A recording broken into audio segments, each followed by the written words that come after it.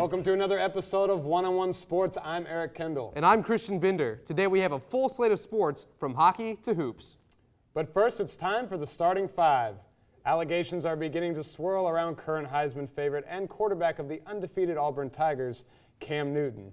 But Christian, is this something that's going to derail his Heisman hopes and potentially their undefeated season? No, not at all, because none of this stuff has been proven. It's just right now, it's word of mouth. Word of mouth, and that's all it is. Now, is it a distraction? A little bit. I mean, when it garners media attention, and when Gene Chizik, the head coach, has to come out and say, no, it's false. Sure. Well, then it's a little bit of a distraction. It tells you that the team is thinking about it. It's the dirty word in sports, distraction. This is going to be a distraction going into your Alabama game. You know what? The thing that, if I was an Auburn fan, I would rest very easy.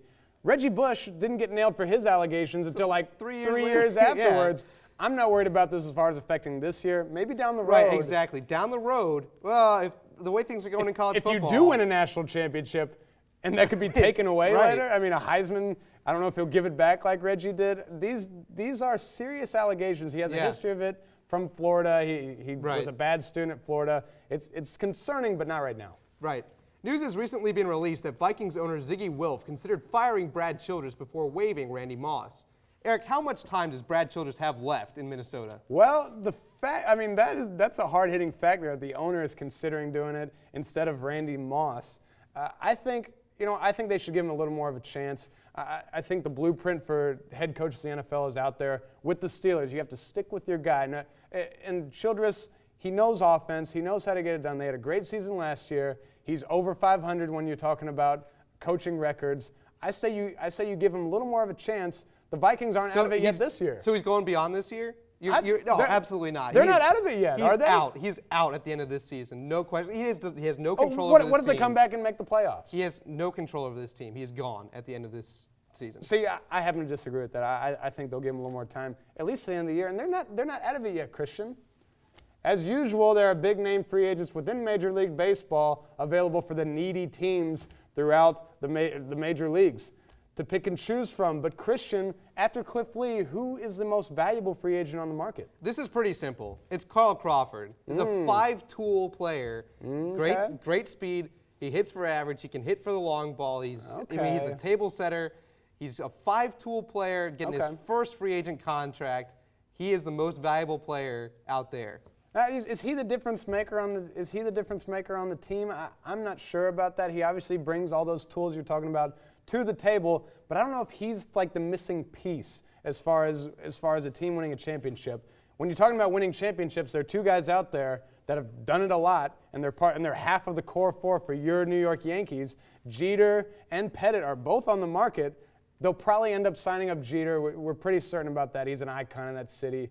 But, I mean, to have both those guys on the market, that may, lasso some of their money that they would give to a Cliff Lee, that they would give to a Carl Crawford. I think they're just as valuable. After winning the FIBA World Championships without the stars of years past, USA basketball has received commitments from Kobe Bryant, LeBron James, Carmelo Anthony, and Chris Paul for the 2012 Olympics. Eric, who will be the face of this team? Well, I think when you're talking on an international stage, it's pretty simple because there's only one international guy that you're talking about, Kobe Bryant. The Black Mamba. He speaks Italian. He's bigger in China than Yao Ming. Talk to someone from China. He's bigger over there than him. And you're talking on an international stage. We're talking the Olympics. Yeah, Kobe's the face of the team. All the other guys, don't take anything away from them. They may be better players than Kobe at that point. I'll tell you what. No. None of these guys. It's Mike Krzyzewski, the head coach. Because when you face of the team. Yes, you have a team loaded with superstars. Okay. The one guy who's keeping them all under control, Mike Krzyzewski. Interesting. One guy that hasn't committed yet and could be, Kevin Durant. He may be the face. He's not committed yet. Joe Pa's reached 400 wins. Now, this feat only took him 46 years at Penn State to accomplish, but nonetheless, it's the best ever by a college football coach. Christian, where does Joe Pa rank as far as in college football coaches and coaches across the sporting spectrum? All time, he definitely rates in the top 10, if not the top 5. If not the top 5. All coaches in all coaches sports. Ever. Now, I put him behind guys like John Wooden, Red Auerbach, Casey Stengel, those guys, because they won a whole slew of championships. Now, he only has 2. Okay. So that brings him down for me. But 400 wins in college football, that's a record that may never be touched. I'm not putting him top 10 in all sports. I'll put him On my list, he's number 3 in college football. He never really changed the landscape of college football, but you got to give him credit for all of his wins. I'm looking at Bear Bryant, Newt Rockne, number 1 and 2 on the college scene. And then I think he's not top 10. He's in the top 25, though. He's in the conversation. John Wooden, obviously at the top. I agree he deserves to be there, but he's not a top 10 coach. Time for a quick commercial break, but when One-on-One returns, I will sit down with 2 hockey experts to get their take on the early NHL season. Stay tuned.